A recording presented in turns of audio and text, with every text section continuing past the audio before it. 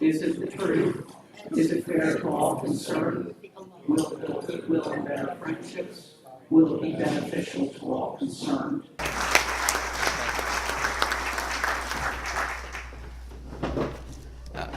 Good afternoon. I'm not going to be politically correct, and a few of the things that I'm going to say are undoubtedly going to be controversial.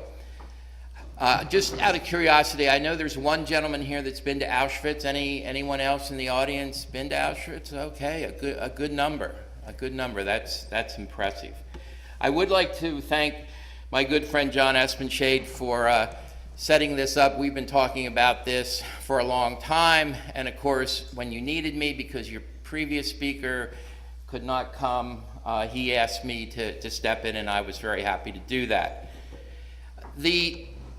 The title of what I'm going to talk about, Tourist Trap or Graveyard, because I have a limited amount of time to talk about probably one of the most complicated, nuanced subjects that humankind can talk about, I was trying to decide whether or not to give you a quick overview of the three camps and then talk about why I do believe that the Polish government, the Poles, have turned Auschwitz into a tourist trap, or sort of do it together. So I'm going to give you an overview to give you some context, and then when I come to a slide that allows me to give some background or some understanding of why I believe that Auschwitz is indeed a tourist trap. I'm probably the only one that has written in a national magazine and on the World Jewish Congress website, which is viewed by tens of millions of people. I'm probably the only person that ever called Auschwitz a seedy tourist trap.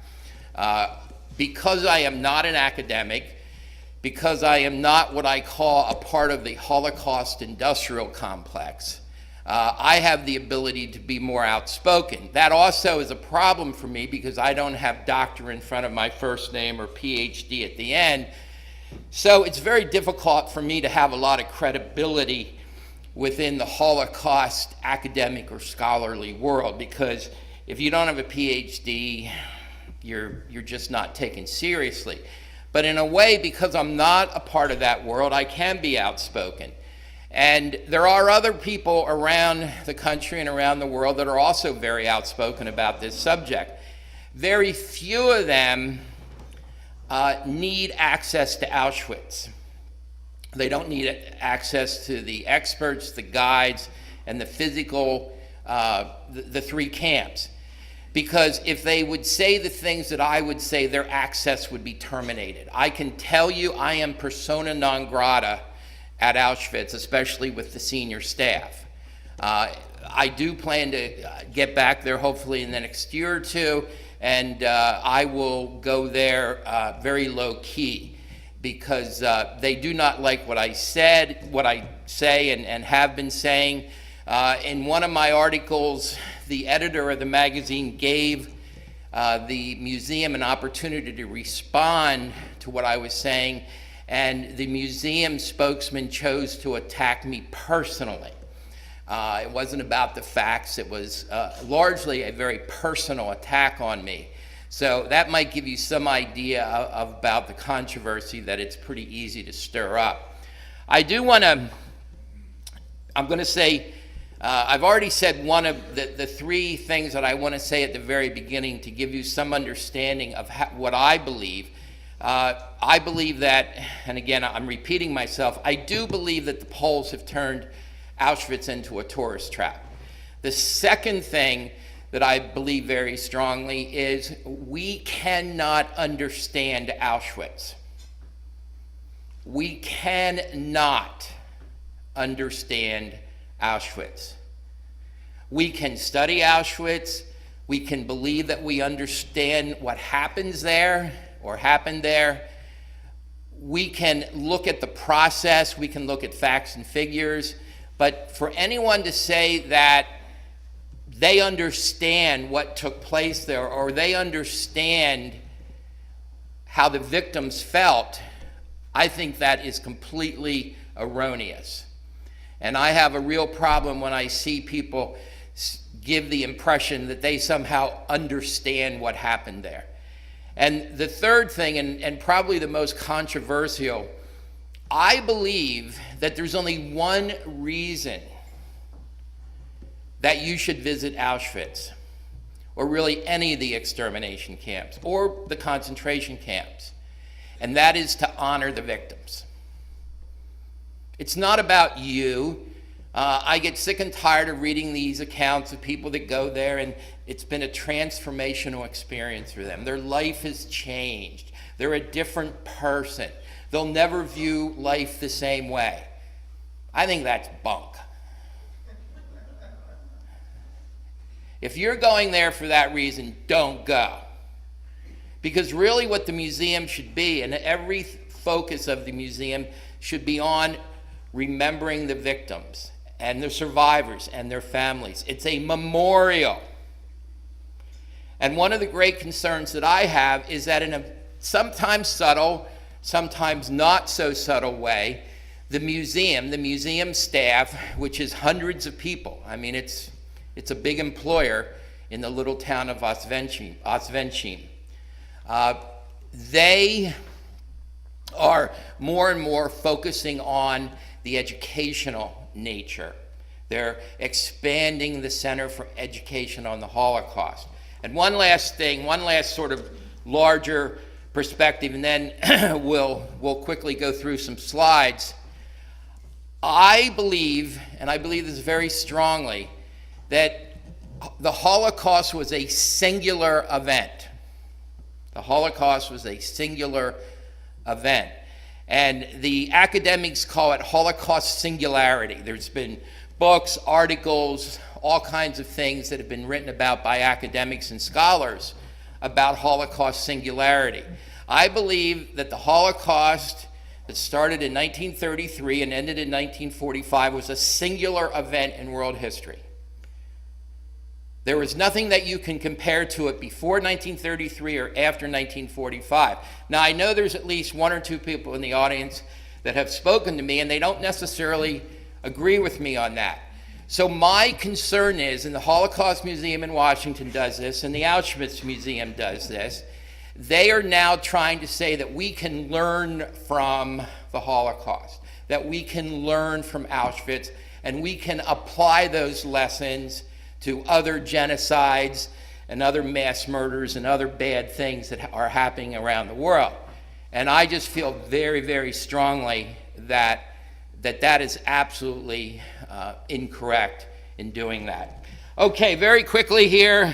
One of the things that confuses many people about Auschwitz is, number one, Auschwitz is in Poland.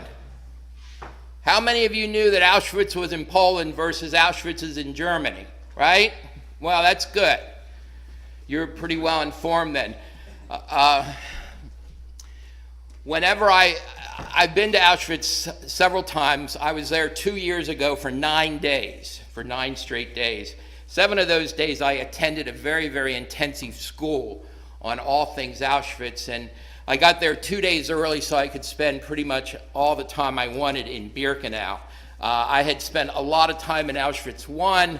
I had not spent as much time in Birkenau, so over 2 days I probably spent somewhere between 16 and 17 hours walking around Birkenau. And then of course in the school we got more time in Birkenau. The reason I say that Auschwitz is in Poland is because that creates a lot of the issues with turning Auschwitz into a tourist trap, and frankly an inability on the part of what I call the international Jewish community or international Jewish leadership to be concerned about, oppose, or be outspoken about what is happening at Auschwitz. Because it all, in my view, it comes down to a simple geographical imperative. Auschwitz is in Poland, okay? You can't change that. And that's a big part of the problem, because it's in a country that has always struggled with the Holocaust. And now since 2015, the Law and Justice Party is in power in Poland, and things are getting even worse at Auschwitz. Complicated, it's 3 camps. The original camp, Auschwitz I, is right here, 49 acres total. The SS made it even more confusing because even though Auschwitz I was a relatively small camp compared to Auschwitz II, they referred to it as the Stammlager. And those of you that know German, that means the main camp, the Stammlager. So when you think of the main camp, you normally would think that this would be the main camp. Auschwitz II, Birkenau. Birkenau means place of birch trees. Auschwitz II is probably, when people see pictures of Auschwitz, this is what they're thinking of. They're not necessarily thinking of the Stammlager over here. This was a camp, this was more of what I call a Polish experience. And that is another subtle thing that they're doing at the museum. They're slowly accentuating the Polish experience over necessarily the Jewish experience at Auschwitz. An interesting fact to me is that the council, the Auschwitz Council, which is like the board of directors, the council is appointed by the Polish prime minister. Interesting, huh? So you really think that those folks on the Auschwitz Council, who you would think would be dedicated to the memory and the nuance of the museum, that they would have some concerns about all of the insanity that's going on there, that they would do something about it? You'd be wrong. The Polish prime minister appoints them. Auschwitz II was 380 acres. It had a 24 square mile zone around it called a zone of interest. And Auschwitz II, Birkenau, this was what the Germans referred to as Vernichtungslager, an annihilation camp. However, and this is what confuses people, Auschwitz II was much more than just a center of extermination. It had a number of other functions, and again, that made things more complicated. Over here is Auschwitz III, 79 acres, and Auschwitz III was really an Arbeitslager, a work camp in November 1943. Administratively, the SS changed up the administration of these 3 camps, and in November of 1943, it went from being a Arbeitslager to Auschwitz III, a main part of the complex of camps. This basically was where the slave laborers lived that slaved away at the IG Farben plant. The IG Farben plant was about 550 acres. The SS spent 700 million Reichsmarks there, and they were trying to produce synthetic fuel and synthetic rubber. Ironically, not 1 liter of synthetic fuel or 1 gram of synthetic rubber was ever produced for a variety of reasons. Okay. It's not advancing. Oh, sorry. That would probably help. Okay. Pushing the wrong button. There are all kinds of pictures out there that depict, and drawings that depict Auschwitz II. We're going to talk about Auschwitz II, then Auschwitz I, then Auschwitz III. This is what I believe is the best pictorial representation out there about what Auschwitz II looked like. I mean, this is an actual picture taken in the summer of 1944, and this was really when the camp was at its height of lethality. The Hungarian Jews in the summer of 1944 were being taken there. 480,000 Hungarian Jews were taken there. 320,000 of them were immediately murdered. The others were registered and put into section B2 here. A few highlights of the camp. The SS divided Auschwitz II into 3 sections. This is B1. B stands for Bauabschnitt, which is German for construction zone. So this was B1, this was B2, and this was B3. B3 was started but was never really finished. There were 4 what the Germans called Krema. A Krema is a combination gas chamber and crematorium. There were 4 large Kremas in Birkenau. Right there was Krema 1 was in the Stammlager, so it's 2, 3, 4, 5. The Krema 2 was there, Krema 3 was right there, Krema 4 was right there, and Krema 5 was right there, hidden by the trees. The 4 Kremas could burn about 5,000 bodies a day.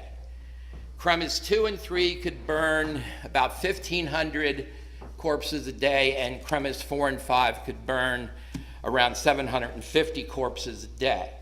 The 4 main gas chambers came into service between February and June 1943. The exact dates are not known. It was sometime in that time frame. Auschwitz II was started to be built in October of 1941. The first prisoners moved in March of 1942. It was started in October of 41, and it was the first prisoners were moved there from the Stammlager in March of 1942. The first section that was built was known as B1B, then B1A, and then B2. In B2, there were 177 buildings in section B2. Up here, this was known as Canada. Canada was where all the luggage and the jewels and the money and the clothing that was taken away from the Jews at the ramp, it was put in dump trucks and it was taken to this area to be sorted. If you were lucky enough to be assigned to Canada, your chances of survival were much higher. And I don't really have the time to get into that. Life expectancy. Life expectancy, if you were selected to be murdered, your life expectancy was somewhere between 1 and 3 hours. If you were selected to be worked to death, your life expectancy was on average about 3 months. This is looking back. This is the gatehouse, the famous gatehouse. And I will tell you that the gatehouse today, this is the gate of death the trains went through. I want to talk about this a little bit. I will tell you that the gatehouse today, which to me is probably one of the most iconic buildings in the world, the museum uses it as a bookstore, a bathrooms, and a vending center. To me, that's appalling. They've turned it into a profit center. To me, for a lot of people around the world, when they think of the Holocaust, when they think of Auschwitz, they think of the gatehouse, and it's a profit center for the museum. This is the famous ramp. This is another issue that I have with the museum. This was known as the new Jewish ramp. Well, if something is new, then does that give the connotation that there was something that was old? Well, yeah. This new ramp only came into use in May of 1944. It was planned for 2 years. For a variety of reasons, it was never built. However, when the SS knew the Hungarian Jews were coming, they did expand a spur into the camp. You are not told that if you go there. The guides do not tell you that, and I think that's a huge omission. So the trains come in, they unload. This is the ramp. There's a selection process. The ones that are selected to be worked to death go to the right into section B2. Those that are selected to be killed immediately cross over these little walkways over the train tracks, and they go back here. Krema 2 is right there. Krema 3 is right there. And the horrible, ugly, catastrophically ridiculous memorial that was dedicated in 1967 is back there. Another thing that I will tell you, the memorial, and it's ugly. It's grotesque. If you take your finger and rub it, your finger will get black with soot. And I asked, when I was there the last time, I asked one of the staff, why don't you just rent a power washer? You know, I mean, I'll go over there and I'll rent a power washer and I'll do it myself. You know, like, doesn't it ever occur to anyone, this thing is already grotesque, it's covered with this soot, couldn't you at least wash the soot off? Another issue that I have is those trees back there, remember, Birkenau means place of birch trees. Those trees were not there at the time of the camp. They were not there. And every picture that I've ever seen of Kremis 2 and 3, and I've seen hundreds of them, those trees are nowhere to be seen. I mean, I think they should be torn down. To me, they sanitize the camp. Closer to the ramp, between 100 and 120 people would be jammed in that little car. They would be standing straight up. They would be jammed in so tight they could not move. Generally, roughly a quarter to a third of the people that were in the cattle car when they got to the camp, they were dead. Krema 2, very quickly, this is the undressing room. It could handle roughly 2,000 people at a time. This is another view of the undressing room, long and narrow. The first time I was there, we had a guide. I stood there for quite a while, just sort of taking it in. And the guide, and they're on very, very tight schedules. The guide came over and said, we got to get going. And then she said, well, you know, why do you care so much? That was sort of my first inkling of maybe not everything was right. This is the actual gas chamber. We were just standing over here. The folks would undress, they would be herded into the gas chamber. It would take roughly anywhere from 5 to 20 minutes to die. You died, you could not breathe. Zyklon B, prussic acid, it interrupts the transfer of energy between cells in your lung. And you basically asphyxiate. That's how you died. The Jewish prisoners, a Sonderkommando who worked in the undressing room, they would often tell mothers with infants to stand as close as possible to the screens that the pellets were poured down into, because you would get a stronger amount, more gas more quickly, and the baby the baby would die more quickly rather than in utter agony if you were sort of over in the corners. This is in the middle of B2. This is going from the ramp back to Kremis 4 and 5. This picture has always disturbed me, Gertie Mermelstein. The museum, they do use this picture of Gertie quite a bit. It's the first picture you see when you get back to Kremis 4 and 5. And in the wonderfully done Jewish museum that opened a couple years ago in Warsaw, there's an entire floor devoted to the Holocaust, and the first thing you see when you walk in there is Gertie. Another picture. It's hard to see, give you some idea of the size of Birkenau. You can't really see it, but the gatehouse is way back there. Krema 4, that was a gas chamber, that was a gas chamber, that was an undressing room, and down there were the furnaces. Bunker 2. So the camp opens in March of 1942. The 4 big Kremas open up sometime between March and June of 43. What was used in the meantime? They took 2 old Polish farmhouses, the Little Red House, the Little White House. The SS referred to them as bunkers 1 and 2. And that's where they murdered the Jews before the big Kremas opened. This is, you can see, there was a central corridor, and then the gas chambers were right there. That's Canada.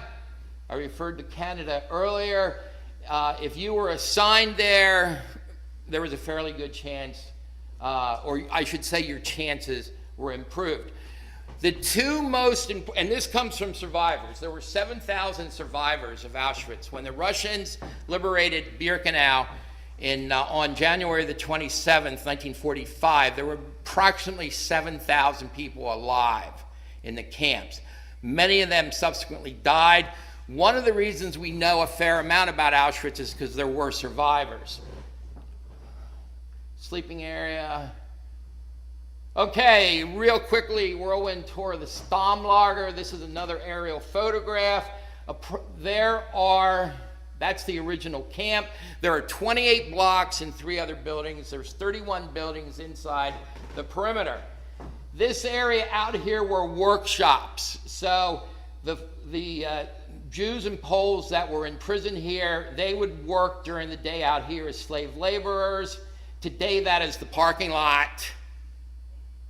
Come on. Incredibly important historical area. And today, there's a parking lot there, an ice cream store, and 2 souvenir shops selling postcards. Welcome from Auschwitz. It's nuts. I've been very outspoken about that. No one seems to care. Wall of Death. This is one of the places they take you. This is sort of one of the highlights. You know, let's go to the really bad places. So they make sure you see Block 11 on the right, Block 10 on the left. These are 2 notorious blocks. Block 10 on the left.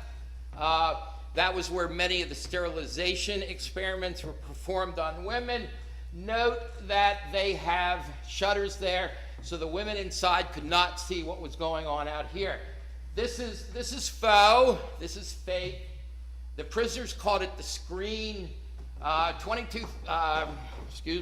22,000 people were shot there. 21,000 by the same man, Gerhard Paltisch, and this is one of the more famous areas of Auschwitz I. On the right was Block 11, which was a prison inside a prison. The post, this was a torture. They would take your arms and they would pull them up behind you. They would bring them together and they would let you hang there for a couple hours. That was usually a death sentence because if you couldn't work, they killed you. Arbeit macht frei, the sign is fake. The sign is fake. In 2009, a few Polish teenagers stole the sign in the middle of the night. They found it very quickly. However, it had been cut into 3 pieces. The sign is now somewhere in Norway, supposedly waiting to be put back together. What year did I say? 2009. Come on, folks. The guides do not tell you that is a fake sign. This is the main building that the tourists come into. This was an incredibly significant building in the history of the camp. The Poles have turned it into a movie theater, bathrooms, a bookstore, and a cafeteria. Come on, folks. What does that look like to you? College campus? I don't know. Doesn't look too bad to me, does it? Now, the days I were there, all 9 days had gorgeous weather. So the trees are not historically accurate. There were no trees there. I believe the trees should be torn down.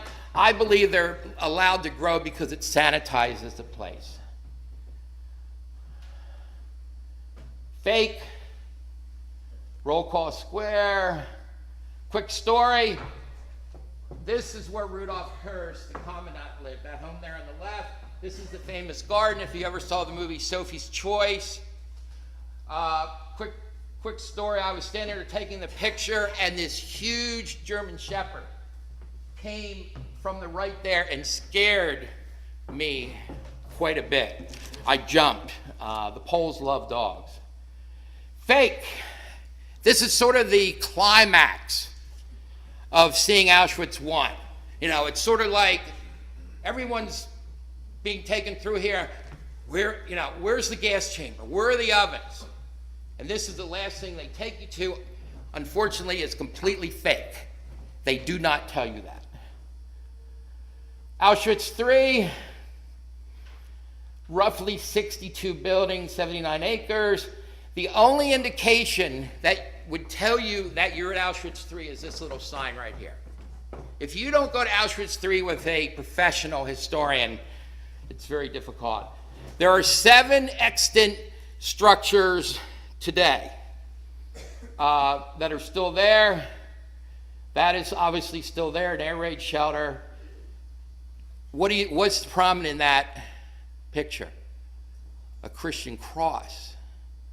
That's another whole story in and of itself. That barn still there. That was a barn where they kept the potatoes. Right back there, the back of, this is more modern. That's a part of where the SS lived, the barracks right there. That is still there. That was the brothel. And that's it. Questions?